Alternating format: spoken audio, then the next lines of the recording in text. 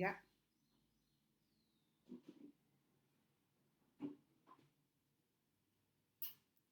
¿Qué tal? Buenas tardes. Mi nombre es María Angélica Piz, pero todos me dicen Nani Piz. Es una alegría para mí poder tener esta clase, esta masterclass con ustedes, tratando de pensar cómo acompañar a nuestros y nuestras adolescentes en este contexto tan duro, tan difícil que estamos viviendo.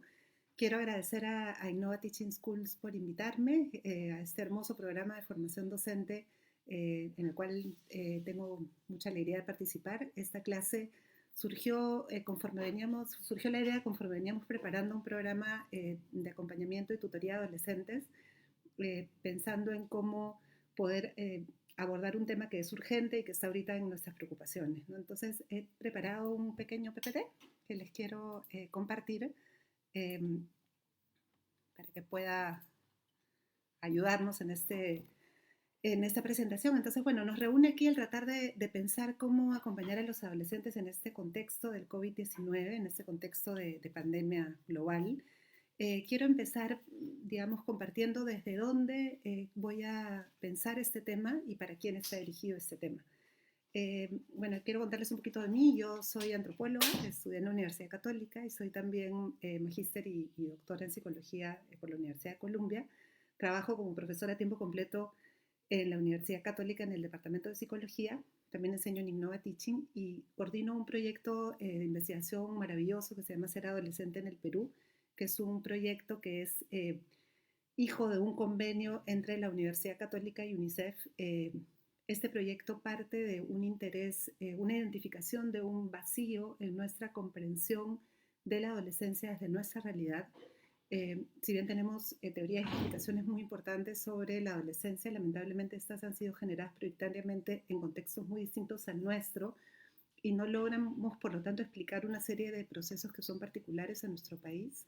Eh, el fin último, digamos, de este proyecto es poder desarrollar un instrumento, un cuestionario que permita al Estado peruano tener una suerte de balance, caracterización de la adolescencia en el Perú año a año, pero en una primera etapa hemos hecho un estudio cualitativo en profundidad en Lima, Cusco y Tarapoto, en escuelas rurales y urbanas, con adolescentes de segundo y cuarto de secundaria y diversos entre sí en una serie de criterios. Entonces, voy a hablar desde ahí, desde este proyecto de investigación y también desde mi experiencia como docente de adolescentes y acompañando docentes.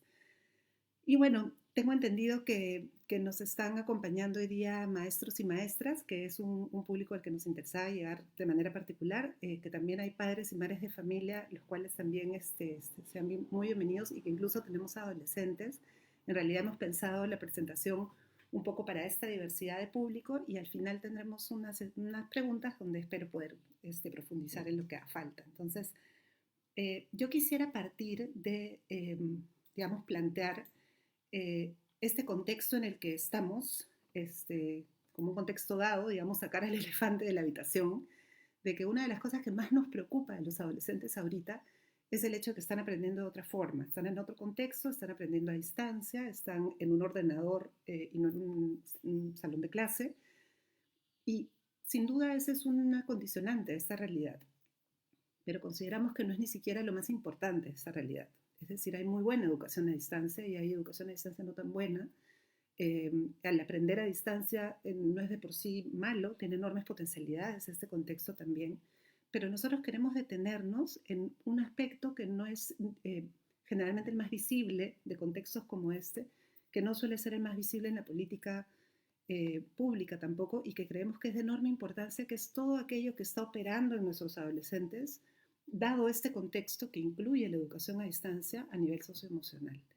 ¿Qué es lo que cuesta más a la escuela trabajar, digamos, antes de tener que trabajar a distancia? Es un dominio secundario en las prioridades educativas generalmente y es un dominio complejo también que acompañar por lo que están viviendo las mismas familias, ¿no? Entonces, en ese dominio es que me voy a centrar. Quería también partir de la adolescencia como una etapa de la vida que ha tendido a invisibilizarse. De hecho, si ustedes han estado escuchando al presidente cada día, verán que ha ido incorporando en sus preocupaciones, en su discurso a los niños, como una preocupación nacional, se ha dirigido a ellos.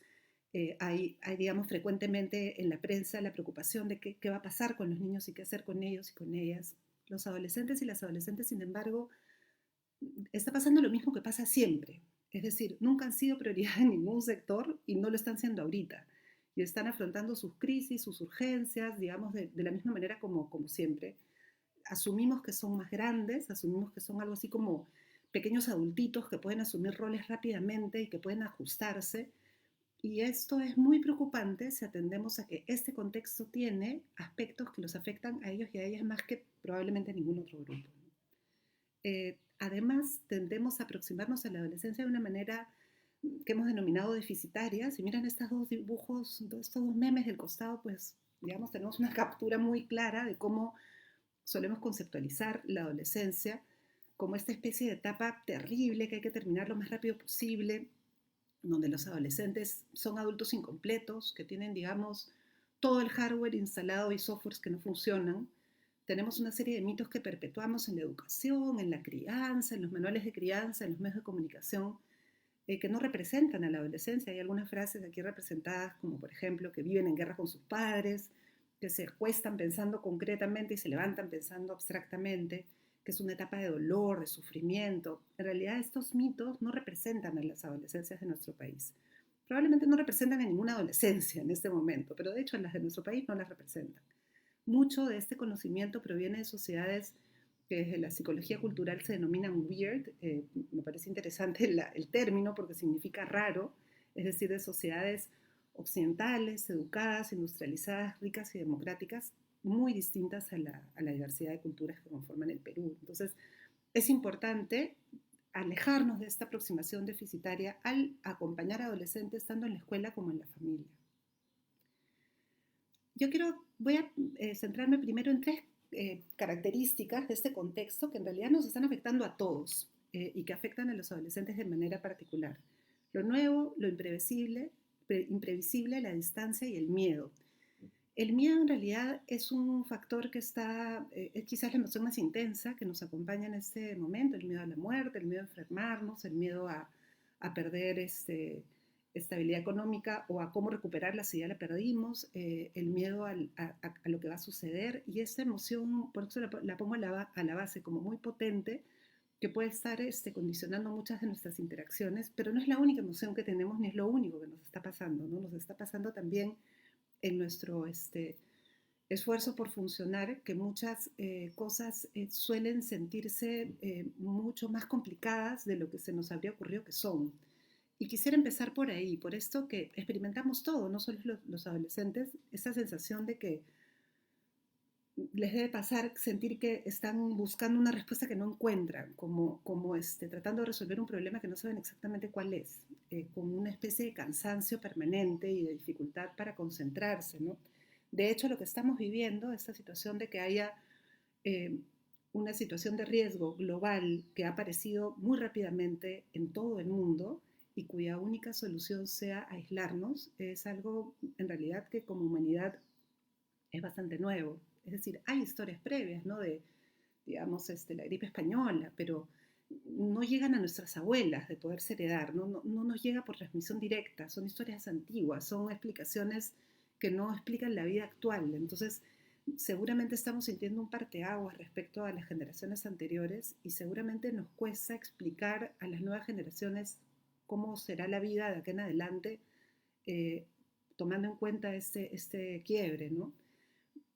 Los seres humanos resolvemos problemas con bastante eficiencia desde muy temprano en la vida, y en realidad muchos de los problemas que resolvemos aprendemos a generar una serie de atajos mentales para llevarlos a cabo, ¿no? Tenemos una serie de esquemas que almacenamos en nuestra memoria eh, que nos permiten resolver problemas más rápidamente. No todo problema que enfrentamos es nuevo, ¿no? Sin embargo, ahorita hay mucho problema nuevo.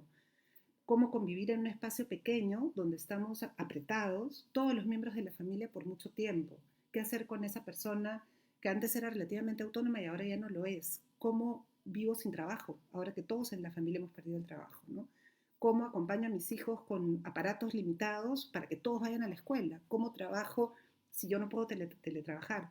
¿Cómo desinfecto comida? ¿Cómo consigo comida sin tener y hago que me dure sin tener un refrigerador? Hay mucho nuevo operando todo el tiempo. Entonces, eso supone mucha carga cognitiva.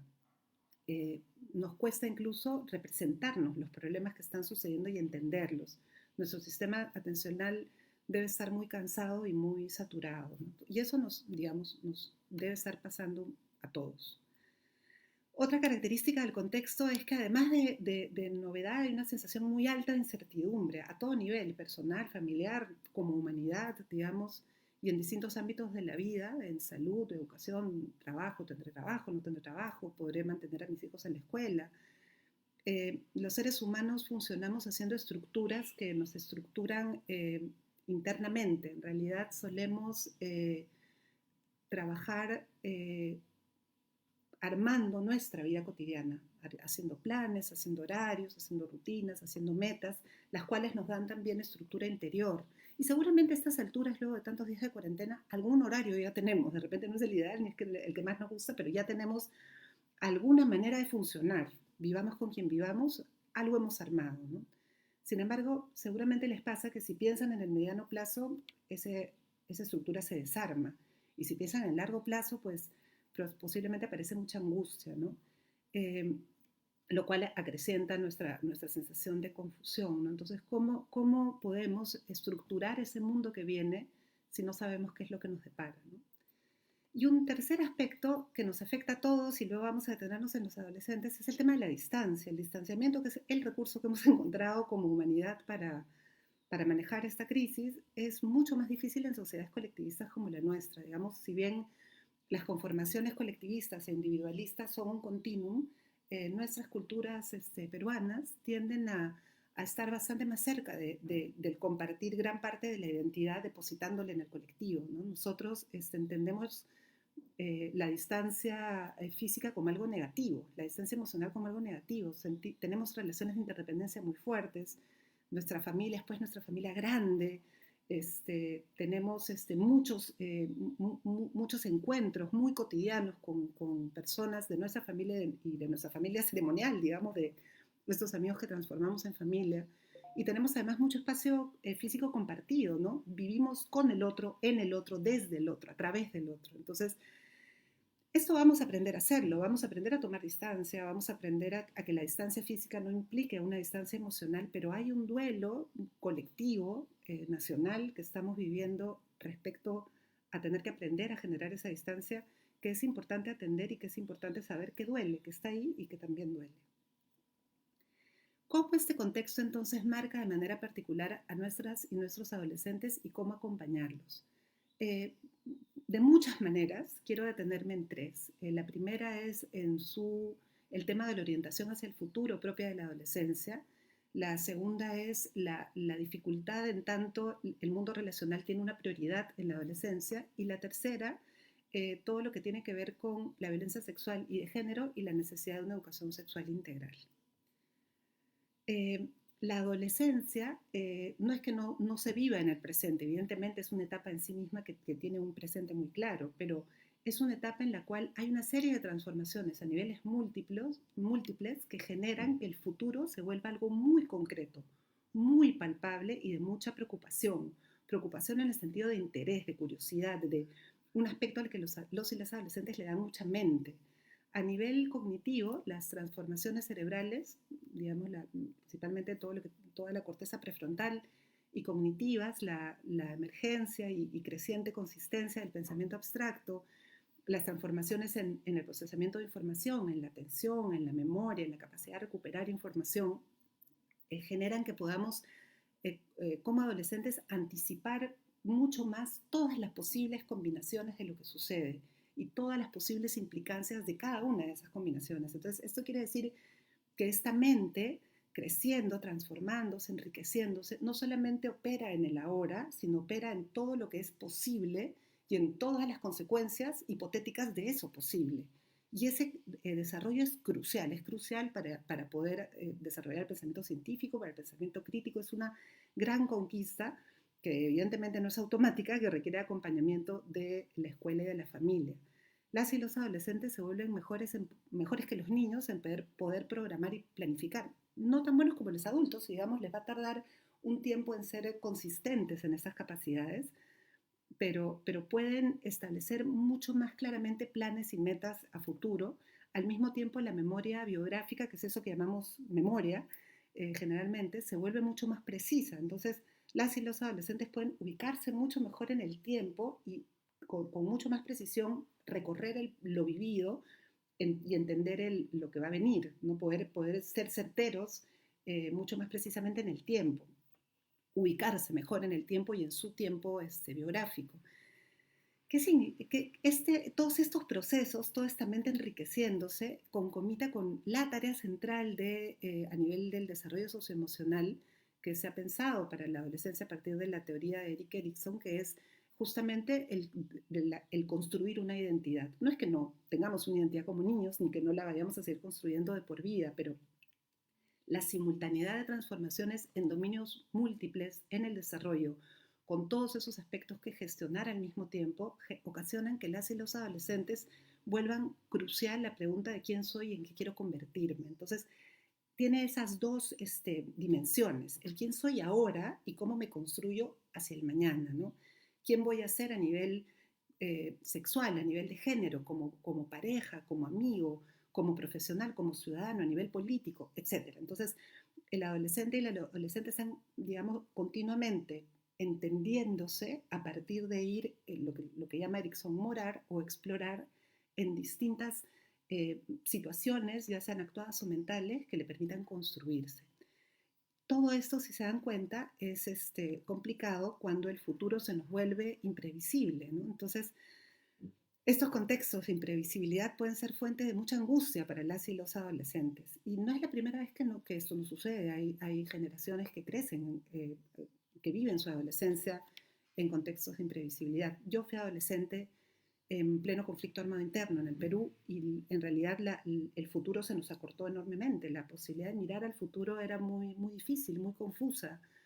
Llegaríamos al quinto de media, llegaríamos a ir a la universidad, valía la pena pensar en esa posibilidad, tendría mi familia la posibilidad de pagarme la universidad, habría Perú para cuando yo quisiera ir a la universidad. Sin embargo, como generación, la mía no ha sido muy hábil pasando esa experiencia en las generaciones que han venido. No hemos sido muy buenos compartiendo qué significa vivir de esa manera y cómo impedir que eso se repita. De hecho, hice un estudio con una serie de investigadores del Instituto de Estudios Peruanos sobre cómo el tema del conflicto armado interno se trabajaba con las generaciones más jóvenes y simplemente no se trabajaba, había sido removido de las escuelas peruanas. Entonces, este aprendizaje, esta vivencia de herencia, de lidiar con la imprevisibilidad, no ha sido trabajado tal vez porque mi generación no lo trabajó tan bien, ¿no? Y por eso estas memorias aparecen con mucho sufrimiento como memorias no elaboradas. No podemos permitir que suceda lo mismo con nuestros y nuestras adolescentes. Necesitamos acompañar mejor su conformación mental del tiempo, hacerles saber que pueden construir un futuro posible, ayudarles a construir planes, es decir, que puedan construir y transformar esos sueños, ideales que tienen en metas y planes concretos que puedan alcanzar y darles la seguridad de que tienen derecho a hacer estos planes a futuro. Los van a poder seguir haciendo aun cuando no sepamos del todo cómo es ese futuro. Que en este momento hacerse la pregunta de qué cosa es lo que quieren ser y en qué se quieren convertir, quizás es lo más importante, el derecho a hacerse la pregunta, así el mundo siga cambiando. ¿Cómo acompañar a los adolescentes y las adolescentes en su orientación futuro, principalmente en la escuela y especialmente en la pública? Desde nuestro proyecto Ser Adolescente en el Perú hemos identificado que para los y las adolescentes el futuro se relaciona principalmente con asistir a la universidad. Lamentablemente, porque la gran mayoría de adolescentes no llega a ir a la universidad, no logra esa meta la mayoría de peruanos y peruanas. De hecho, eh, mencionan ir a la universidad casi como una respuesta automatizada y no procesada, donde la familia dice que bueno, vas a ir a la universidad y la escuela dice que bien, vas a ir a la universidad, pero nadie lo logra acompañar a convertir ese deseo, digamos, en una meta. Estos proyectos de vida no logran hacerse identificando las necesidades propias que cada adolescente tiene y los contextos y realidades de aquello que pueden lograr. Eh, hay que, digamos, tener en cuenta que esa respuesta automatizada de ir a la universidad no es necesariamente un proyecto de vida consolidado, es una respuesta no procesada, ¿no? Y también es importante que podamos acompañar todos los otros dominios de exploración e identidad, ¿no? que son tan importantes en esta etapa. El otro aspecto, el segundo aspecto, es todo el tema de la prioridad del mundo relacional, ¿no? En la adolescencia hay una serie de transformaciones muy ricas a nivel social, se amplía el espectro de interacciones eh, con los pares, las relaciones familiares se transforman, el enamoramiento aparece como algo prioritario que ocupa mucha mente y aparecen una serie de relativizaciones a maneras de entender la autoridad y las jerarquías. Desde nuestro estudio, Ser adolescente en el Perú, encontramos que o sea, sabemos mucho de la dinámica social de la adolescencia en general, pero es poco lo que se ha investigado específicamente en nuestro país y por eso para nosotros este tema era crucial, porque sentíamos que la imagen que se tenía de las familias quizás no estaba representando a nuestra diversidad y efectivamente eso fue lo que encontramos. De hecho, la familia es crucial para las y los adolescentes. Los adolescentes entienden su bienestar subjetivo a partir de sus relaciones. Y dentro de esas relaciones, la familia es lo crucial. Y entienden familia como familia nuclear, aquellos que viven de la puerta para dentro de su casa. Si bien tienen vínculos muy intensos con miembros de su familia extendida, la familia es la que está de la puerta para adentro. Y generalmente el padre y la madre como un vínculo crucial. Los asocian a contención, seguridad, bienestar, y son además, digamos, si bien los pares aparecen, no es que no aparezcan, la familia sigue siendo prioritaria para ellas y para ellos. Más bien todo lo que es una identificación barrial, comunal, la encontramos muy limitada en nuestro estudio. De hecho, el barrio, que antiguamente era un espacio de socialización, lo cual nos preocupa también ahorita, no hay barrio, etcétera, no aparecía como algo tan importante para ellos y para ellas. Pero más bien en la escuela, lo que más valoraban, fuera de la preparación para ir a la universidad, era todo el espacio socializador de la escuela, ¿no? Y lo que más les gustaba de la escuela eran sus amigos, ¿no? Digamos, este aspecto de la adolescencia es muy complicado en medio del distanciamiento social, ¿no? Vivir distanciamiento justo en el momento del ciclo vital en que el mundo social se empieza a expandir, ¿no? Por eso decíamos que el contexto es particularmente complejo en este aspecto para los adolescentes, ¿no? Y vamos a plantear algunas preocupaciones en torno al mundo familiar, a los pares y a la escuela. Los adolescentes con los que hemos trabajado reportan tener vínculos muy cercanos con sus padres y madres, y esto es bueno, esto es un recurso, esto es algo en lo que nos podemos agarrar en este contexto, ¿no?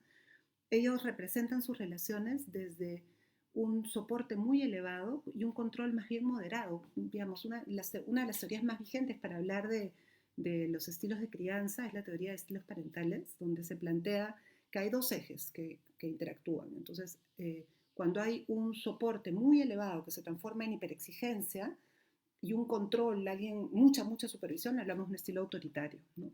Entonces, normas muy rígidas, mucha exigencia sobre los hijos.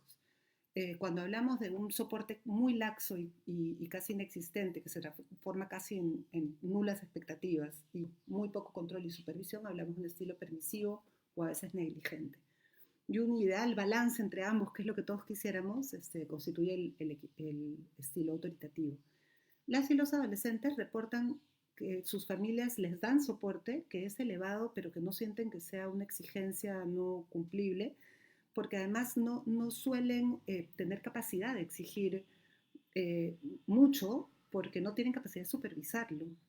Los padres y las madres de los adolescentes trabajan jornadas de horror, trabajan jornadas que casi compiten con su posibilidad de criar, ¿no? Entonces, muchos de los adolescentes con los que hemos conversado pasan mucho tiempo solos o cuidando de otros y son algo así como supervisados por mando a distancia, por WhatsApp, por llamada por teléfono. Entonces, ellos sienten que hay control y que el control es moderado. Las normas no parecen moderadas, son normas bastante rígidas y no son democráticamente construidas, pero ellos las sienten moderadas, probablemente porque hay un elevado nivel de imposibilidad de los padres de supervisarlas, ¿no? Entonces, lo que sí aparece muy consistentemente es un enorme temor al abandono.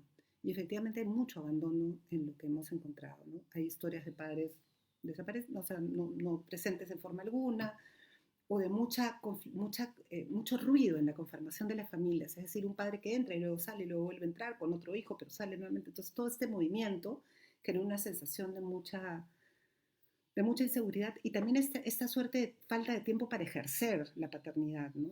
Aparece además en las y los adolescentes una lógica de endeudamiento con los padres, de que estos padres son mi responsabilidad y yo los tengo que sacar adelante y tengo que hacerme profesional para sacarlos adelante, ¿no? Este contexto es muy preocupante de cara a lo que se nos viene, ¿no? Porque preocupa pensar que los estresores económicos serán peores más adelante que ahora, ¿no? Que los adultos y adultas estarán mucho más ocupados de lo que están y están ya bastante más ocupados de lo que estaban probablemente, o con menos ocupaciones pero menos mente, dadas las preocupaciones de no tener ingresos, ¿no? También al mismo tiempo, la cuarentena es un espacio para construir tiempo juntos, es un espacio para gozar de almorzar, desayunar y comer con tus padres, cosa que probablemente es un lujo que muchos y muchas adolescentes no han tenido y que valdría la pena ver como una oportunidad por es extraño que suene, ¿no? Porque es un tiempo que estoy segura de que ellos y ellas están valorando muchísimo del poder tener tiempo juntos, ¿no? Respecto a los pares, la amistad aparece para los adolescentes como el dominio principal de exploración de identidad. Hay temas de los que solo hablan con sus amigos y amigas, como la sexualidad. Tienen relaciones positivas o las entienden como positivas cuando les dan soporte, cuando no los llevan hacia el mal camino. Y este tipo de relaciones pueden ser muy, muy importantes para, curiosamente siempre representamos a los pares como aquellos que desvían a las y los adolescentes, ¿no? Y al contrario a eso, en realidad son muy importantes como una suerte de protección, hasta para el abuso de sustancias concretamente, ¿no? Y más bien una relación sólida con los pares puede promover resultados académicos muy positivos. Y estamos ante un riesgo del decaimiento de las relaciones sociales, ¿no? Ese riesgo tiene implicancias para todos los y las adolescentes. Normalmente decaerán los vínculos pues, que no estaban tan sólidos, que recién se estaban conformando, no tienen un patio de recreo, no tienen una entrada y salida de clase, no tienen un conversar con el compañero antes de entrar a una clase, ¿no? Toda interacción se tiene que armar en este momento y toda esa espontaneidad y naturalidad de las dinámicas entre adolescentes está quebrada, ¿no? Pero eso es además más preocupante para adolescentes de contextos precarios porque muchas veces la relación con otros adultos y con los pares suple funciones que la familia no puede este, cubrir, ¿no? Por ejemplo, un programa en la tarde en la escuela, un buen tutor, un grupo barrial, ¿no? Que acompañan una serie de otras necesidades que no pueden ser cubiertas por la familia. ¿Qué hacer desde la escuela, no? Creo que es importante que la escuela entienda que la crisis no es solo académica, es una crisis social, es una crisis en la dimensión social de las y los adolescentes, que es una dimensión crucial. Tiene que pensarse como escuela y las y los docentes tienen que pensar su rol en términos de estrategias que permitan recomponer estas relaciones del mundo social adolescente. Cómo promover fuentes de soporte, oportunidad de capital social y de interacción, ¿no? Tenemos mucho avanzado porque las adolescentes y los adolescentes usan los espacios virtuales básicamente para comunicarse. Ese es el principal recurso. Ahora los usarán para aprender también.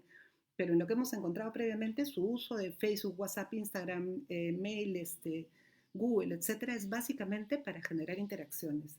Entonces debiéramos legitimar esos espacios, hacerlos valiosos, utilizarlos como espacios de socialización en sí mismos, ¿no?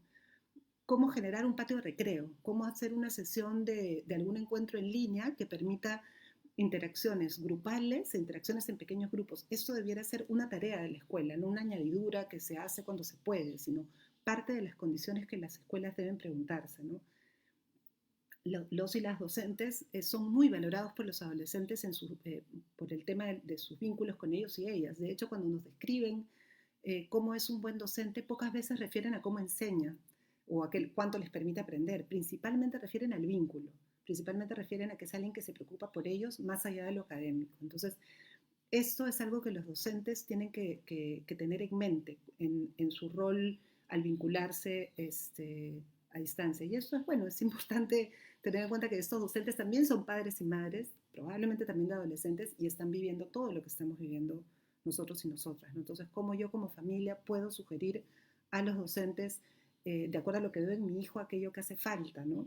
Si es que la escuela me permite ese canal, ¿no? Y bueno, respecto a la relación con las familias, es muy importante que se que se tome en cuenta lo que están viviendo los adolescentes, los estresores que están viviendo y propiciar espacios curriculares para que expresen esas dificultades, ¿no? Qué miedos hay en la familia, qué temores aparecen, qué nuevas situaciones aparecen, para poder nombrar aquello que están viviendo y, digamos, construir una relación con la familia más desde el diálogo va a tener que darse, porque en esta forma de aprender no hay manera de que eso funcione si no sucede un acercamiento familia-escuela. Por último, el último aspecto es el de, ya para cerrar, es el que tiene que ver con el riesgo que estábamos ya viviendo, pero que sigue apareciendo muy explícitamente de los adolescentes y las adolescentes enfrentados a violencia sexual y de género y expuestos a partir de la eliminación de la educación sexual integral de la currícula nacional, ¿no? A 2 semanas iniciado el estado de emergencia en el país, la línea 100 recibió 5.418 llamadas de emergencia, de las cuales 538 tenían que ver con denuncias graves y 27 eran casos de violencia sexual, violación sexual específicamente, contra menores de edad. Esta alerta no cambia por la cuarentena, no cambia por el distanciamiento social, ¿no? Y mucho de esto es potenciado por haberle quitado a las y los adolescentes las herramientas para poder identificar lo que constituye una situación de riesgo de violencia sexual. La gran deuda del Estado peruano con las y los adolescentes es poder darles una educación sexual integral que no solamente les permita conocerse, construir su identidad de género, vivir su sexualidad plenamente, sino también protegerse de la violencia, reconocer la amenaza y denunciarla. En la adolescencia, la construcción de una identidad sexual y de género es crucial. De hecho, gran parte de las transformaciones que ocurren y que más asociamos en nuestro recuerdo de la adolescencia tienen que ver con la sexualidad y el género, la aparición la conformación del self sexual, los cambios en la autoimagen, el reconocimiento e identificación de una orientación sexual y la gran tarea y reto de aprender a gestionar la propia sexualidad. Estos aprendizajes no suceden por generación espontánea, digamos, no suceden de la nada, requieren de mucho acompañamiento del mundo adulto y requieren de una escuela que lo acompañe también, ¿no? La controversia respecto a este tema ha depositado el tema en la familia y eso es muy complicado porque digamos, el principal perpetrador se encuentra en casa, entonces es depositar el problema donde está el problema, ¿no? Eh, y esto es algo que valdría la pena revisarse, ¿no? Nosotros encontramos en nuestro estudio que la sexualidad adolescente en nuestro país es entendida desde el miedo. Hay una asociación directa entre sexualidad, miedo, embarazo y cancelación del futuro, como si no hubieran intermediaciones, ¿no? Aparecen confusiones muy grandes respecto a qué cosa es el sexo y el género, que dan cuenta de la enorme confusión que hay digamos, en nuestro país, en nuestra sociedad. Tienen una visión biologicista del género y la sexualidad y básicamente la creencia aprendida, más en el plano de la concepción aprendida, de que la abstinencia es el único camino para la efectividad sexual en la vida durante la adolescencia. Y por eso construyen que la sexualidad es solo sexo y que sucede en la adultez, lo cual es una limitación enorme de lo que constituye la sexualidad. Y por eso temen mucho la idea de experimentar en la adolescencia.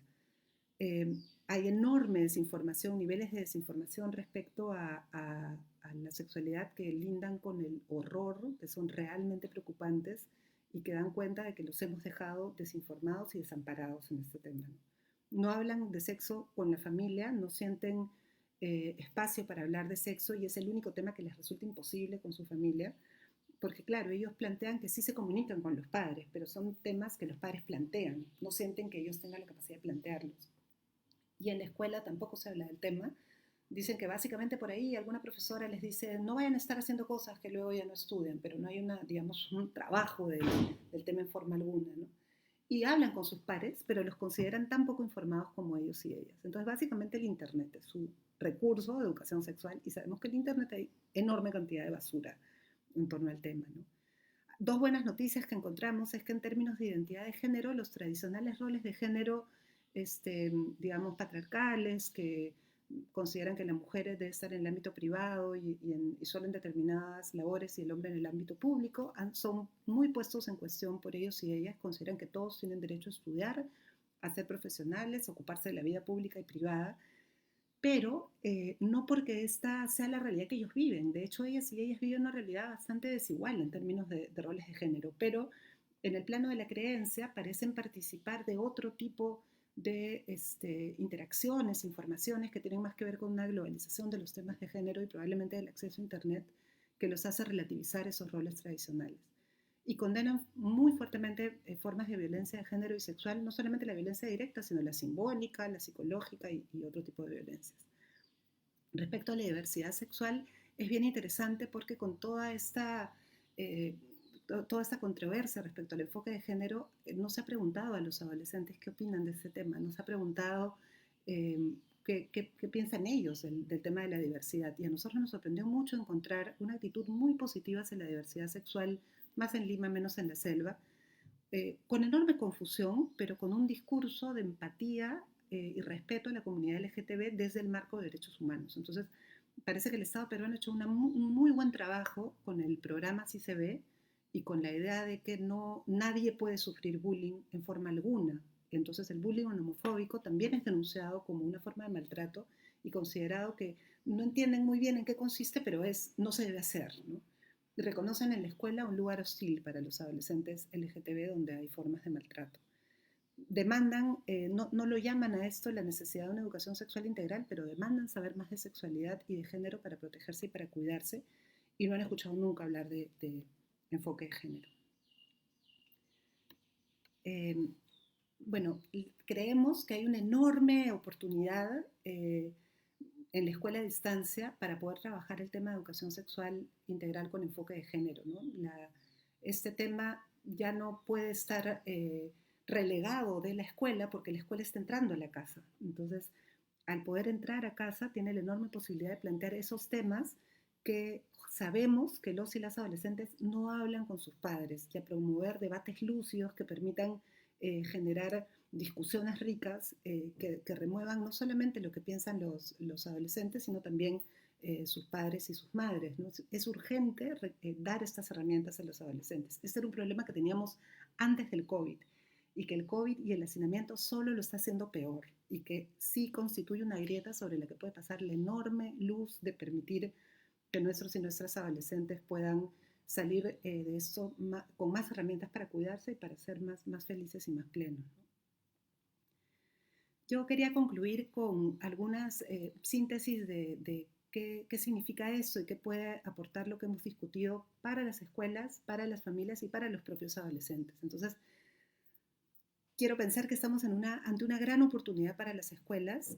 No parece una gran oportunidad porque parece que la escuela no le hubiera quedado otra que trabajar a distancia, y efectivamente esa es la gran salida que ha tenido el Estado peruano rápidamente, y eso es positivo y está haciendo un esfuerzo descomunal por llevarlo a cabo. Y hay que ver qué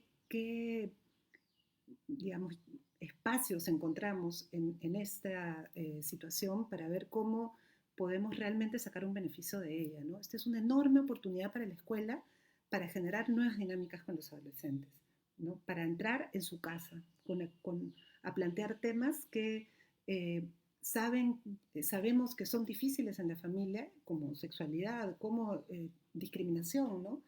Que no han sido del todo trabajados por distintos motivos y que como Estado se consideran prioridades, ¿no?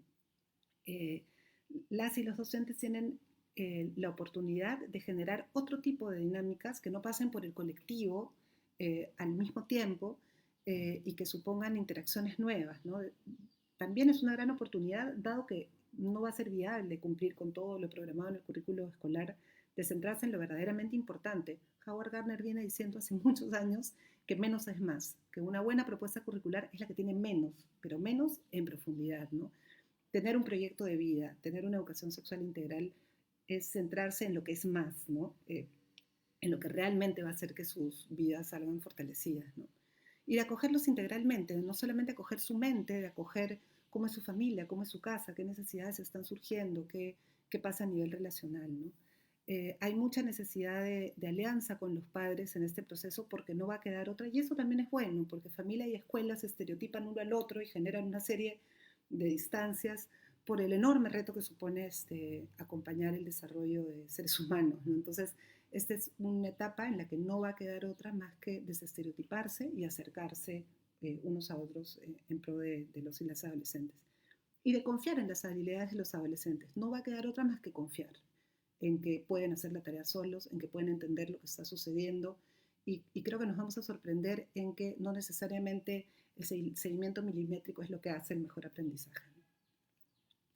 ¿Qué hacer como familias? Creo que en primera instancia aceptar que lo que estamos viviendo es profundamente complejo, visibilizar que nuestros hijos e hijas adolescentes son adolescentes, no son, digamos, tienen necesidades de otro tipo, sus necesidades pueden ser tan complejas como la de los niños y niñas, preguntarles por el futuro, darles la validación de la pregunta, el futuro, así el futuro no se vea claro, hacerles saber que tienen espacio, acompañamiento para poder hacer planes de vida que puedan transformarse en el tiempo en metas concretas, compartir con ellos la sensación, nuestra sensación de imprevisibilidad. Ellos ya lo saben, ya viven con nosotros y saben que estamos viviendo eso, pero quizás el nombrarlo los va a hacer sentir que mejora la situación, ¿no? Hacerles saber que en medio de lo imprevisible las familias están con ellos. Es importante fortalecer esta sensación de que no habrá este abandono del que hablábamos. Hay mucho por hacer y mucho que pueden hacer las familias en fomentar que el mundo relacional de los adolescentes continúe. No es poca cosa perder el contacto con los amigos y amigas para los adolescentes en esta etapa de la vida. Ayudarles a generar maneras de hacerlo, a visualizar cómo encontrarse, qué recursos pueden utilizar para mantenerse en contacto con sus pares, qué significa mantener contacto profundo con los pares, ¿no? Darles tiempo para que lo hagan, darles espacio para que lo hagan. Sobrepasar los propios miedos, temores, vergüenzas, la mala educación sexual recibida y animarse a que sus hijos puedan conversar de sexo con ustedes. Y respirar y saber que va a ir mejorando. ¿Y qué podemos hacer como adolescentes? También aceptar la complejidad de lo que estamos viviendo, nombrar las dificultades que este contexto nos genera, la variedad de sentimientos que nos produce, con lo contradictorios que puedan ser pacientes con nosotros mismos, confiar en que tenemos recursos para llevar este contexto adelante, comunicar a los adultos de nuestra vida lo que nos está pasando, encontrar la manera de dialogar con amigos y encontrar también tener tiempo a solas, lo cual es un reto enorme en contextos de hacinamiento como el peruano, ¿no? Y seguir demandando lo que merecen, que es ser adolescentes, ¿no? Con un futuro, con un proyecto de vida, con espacio para construir identidad, con tiempo con la familia, con amigos sólidos y con una vivencia plena de la sexualidad y sin violencia. Recordar que lo merecen y que tienen derecho a pedirlo y saber que estamos acá los adultos para garantizarlo. Eso es lo que yo quería compartir con ustedes y me gustaría ahora agradecerles y pasar a un espacio de preguntas que me están a mí acá soplando por WhatsApp. Entonces, tengo ya algunas preguntitas que me han ido mandando.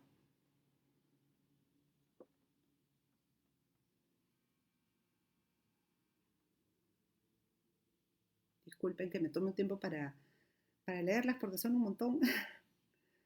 Voy a leer la primera. Hola. ¿Cómo acompañar a las y los adolescentes en este tiempo de crisis en el que también nosotros vamos viviendo una serie de dificultades sin llegar a tener reacciones muy permisivas o críticas? Esta es una excelente pregunta, que sin duda tiene mucho que ver con lo que hemos estado diciendo, ¿no? Creo que es importante hacerse cargo y tomar conciencia de que esta realidad me afecta, de que esta realidad me está afectando a mí como adulto, ¿no? Como adulto o como adulta, que efectivamente no tengo por qué tener todas las respuestas, ni estoy en capacidad de tenerla, y tampoco tengo la posibilidad, como decíamos al inicio, de heredar cuestiones demasiado concretas. A veces pensamos que compartir la incertidumbre al criar es un error, que tenemos que tener, digamos, respuestas acabadas y cerradas para todos, probablemente porque somos hijos e hijas de una crianza autoritaria, donde generalmente el adulto criador es el que tiene la respuesta acabada, ¿no? Y es imposible no tener espacios ambiguos y grises en este contexto. Y nuestros hijos e hijas lo saben. Saben que no sabemos si va a haber una vacuna, saben que no sabemos cuándo vamos a salir a la calle. y saben que no sabemos si las condiciones materiales de vida que teníamos van a persistir. Ya lo saben, y si son adolescentes, sin duda lo saben. Eh, no se trata de acrecentar su confusión, pero partir del hecho de que mucha de esa preocupación que tenemos también está en las mentes de ellos y ellas dando vueltas. Esa no es una invitación a, digamos, eh, poner sobre ellos la preocupación, ¿no? Pero sí partir de ese encuentro humano en el que compartimos ese espacio de preocupación, ¿no? Ahora, mucho de esta novedad que venimos enfrentando nos lleva pues o a querer estructurar todo y por lo tanto necesitamos que la casa funcione como un reloj y a poner normas muy rígidas, hipercríticas, o a decir, caramba, llegaremos al próximo año, ya pues mira tele todo el día, ¿no? ¿Qué vamos a hacer, ¿no? Y es muy importante, como decíamos, seguir apostando por estructurarnos, es decir, esa estructura que nosotros construimos, que se traduce en planes y en metas, decíamos que nos estructura internamente. Evidentemente es una estructura que tiene que tener aire, ¿no? Que tiene que tener espacio vacío, ¿no? Pero que borrarla nos va también a borrar de alguna manera, nos va a generar también el que no sepamos cómo funcionar. Entonces es muy importante mantener estructura y quiebres en esa estructura, ¿no? También y respirar mucho y saber que mucho de lo que notamos al vivir 24 horas al día con las personas con las que vivimos ahora es un regalo poder notarlo. No hubiéramos tenido oportunidad de notarlo de no ser así, ¿no? Y seguramente estaremos reconociendo en nuestros seres queridos cosas que también no imaginábamos que tenían y que son muy valiosas, ¿no? Eh, ¿Cómo influye el miedo en la capacidad de agencia de los adolescentes para poder seguir aprendiendo en estas circunstancias? Qué bonita pregunta. ¿Cómo influye el miedo en su agencia para poder seguir aprendiendo en estas circunstancias? Bueno, el miedo es una emoción que tiene una enorme funcionalidad, ¿no? El miedo sirve, el miedo evita que salgan a la calle también. El miedo hace que puedan contenerse y no querer ir a comprar todo el día, eh, o etcétera, ¿no? O que no se pongan en riesgo de alguna otra forma. Entonces hay un grado de temor que es funcional sentir y que de no sentir sería extraño en este contexto.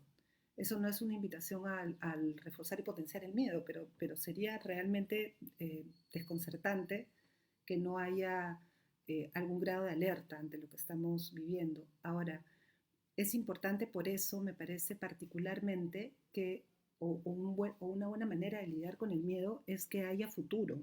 Es decir, que ese miedo no se transforme en una ansiedad con lo que sigue, con lo que viene adelante, y que haya cierto grado, por eso cierta posibilidad de imaginar el futuro, de imaginar que no sabemos muy bien cuándo, pero vas a volver a tu escuela. Por ejemplo, decir, me voy a mi colegio el ir a estudiar, es decir, me voy a ir después ahí, voy a volver a ese lugar va a existir, no sabemos cómo va a ser ahorita, pero va a existir, vamos a volver a él, vamos a volver a la calle, no mañana, no pasado mañana, pero va a existir, ¿no?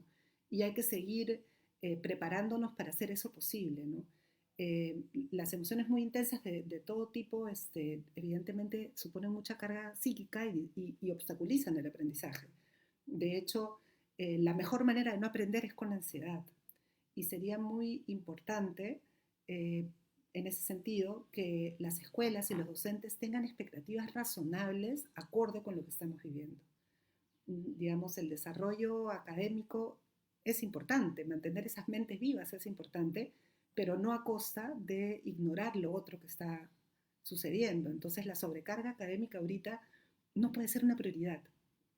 Primero porque es absurdo no reconocer lo que está pasando y que está ocupando gran parte de la mente de los adolescentes, ¿no? Entonces, eh, el sobrecargar a los adolescentes de rutinas, que combinan además con largas rutinas en casa también. En muchas familias los adolescentes son los que salen a la calle a comprar.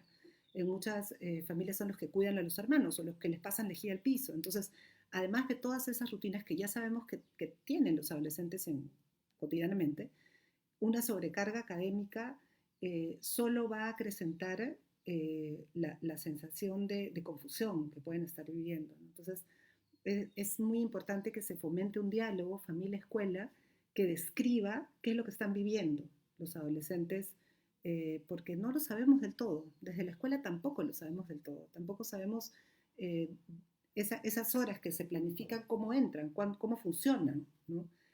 Eh, y sí es importante que la carga académica pueda ser acotada a, a justamente aquello que se está viviendo, ¿no?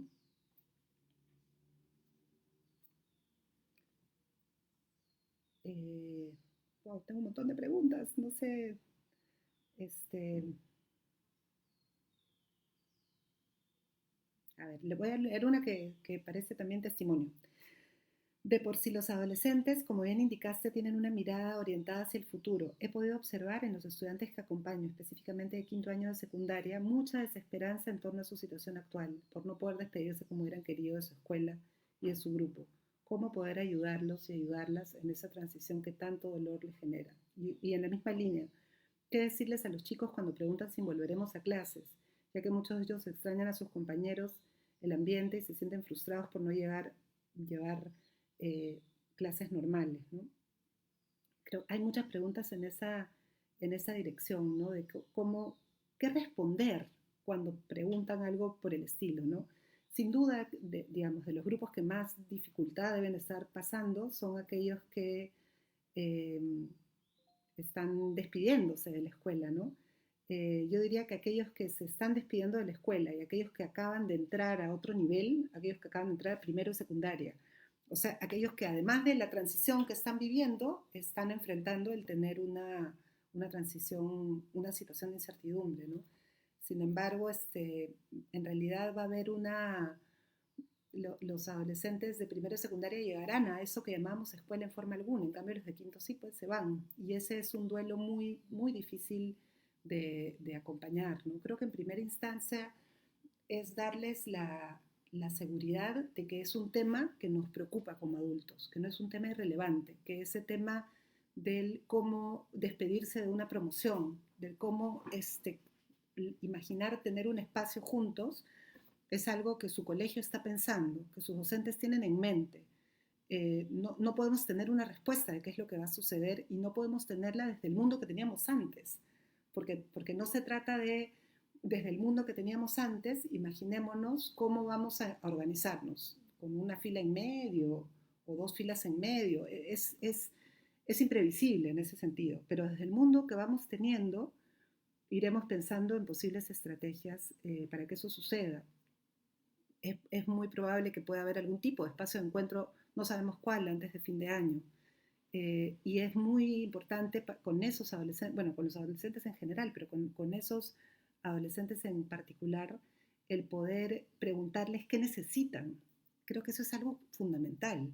Cuando tú dices que extrañas a tu promoción y extrañas la vida cotidiana con tu promoción, ¿qué es lo que estás extrañando? ¿Estás extrañando hablar? ¿Estás extrañando intercambiar espacios juntos? ¿Cómo podemos construir juntos esos espacios juntos?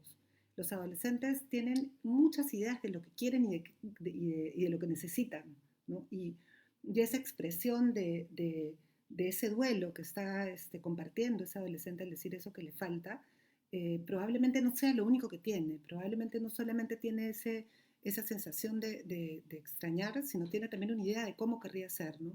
Ese es un hermoso tema curricular, por ejemplo, ¿no? Para trabajar, para acompañar, ¿no? Cómo podríamos imaginar otro tipo de espacios de encuentros, ¿no? Eh, y creo que eso que va con una pregunta que hace Yolanda, además de va justamente en esa dirección, ¿no? ¿Cómo podemos darles un rol protagonista a los adolescentes en esta historia, ¿no? ¿Cómo podemos acoger las ideas que tienen respecto a lo que están viviendo? ¿Qué ideas tienen para poder organizarse y ver a sus amigos?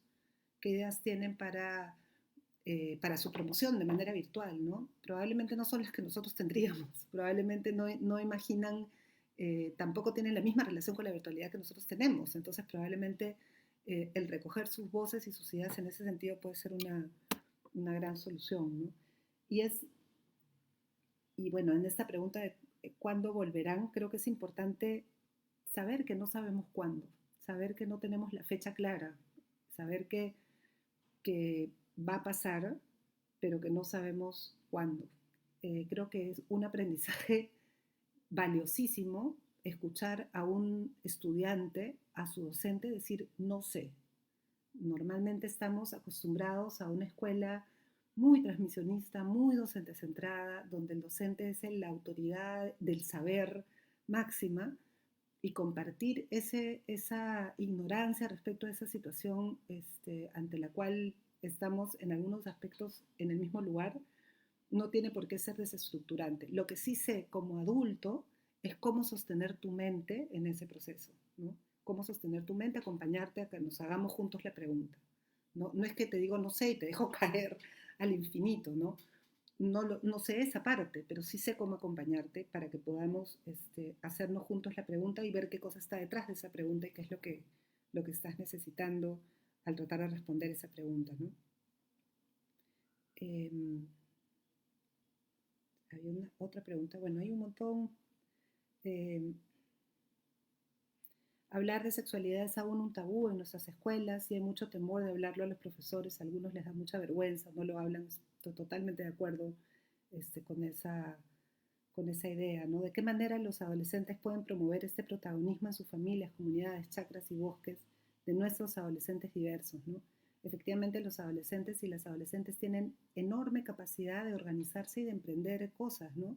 No de la misma manera que lo hacemos nosotros, pero sí de sus propias maneras, ¿no? Y me parece muy interesante que el Estado haya centrado su preocupación este año en ciudadanía como el eje, porque es lo primero que tenemos que hacer es ser ciudadanos seguramente digitales al salir de acá, eh, y cómo poder afrontar eh, esta crisis desde quiénes son ellos y ellas. Por eso quería dirigirme a ellos al final, porque creo que los adolescentes tienen enormes capacidades para poder reflexionar de eso que están viviendo y tomar de alguna manera el protagonismo de lo que están viviendo. Entonces, quizás si hay algo con lo que valdría la pena quedarnos, tanto en la familia como en la escuela, es del escucharlos, del removernos de una mirada deficitaria de quiénes son ellos y ellas y escuchar qué necesitan.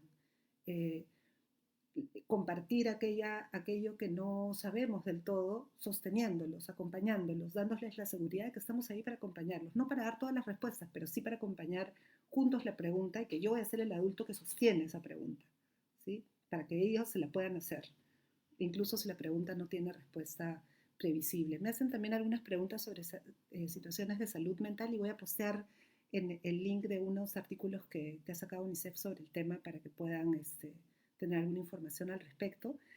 Lamentablemente me están diciendo que el tiempo se ha terminado, así que bueno, que espero que este sea el primero de muchos encuentros. Yo voy a tratar de entrar luego a responder todas las preguntas que me han hecho. Les agradezco muchísimo su compañía, sus preguntas y les deseo lo mejor en estos días que vienen. Gracias.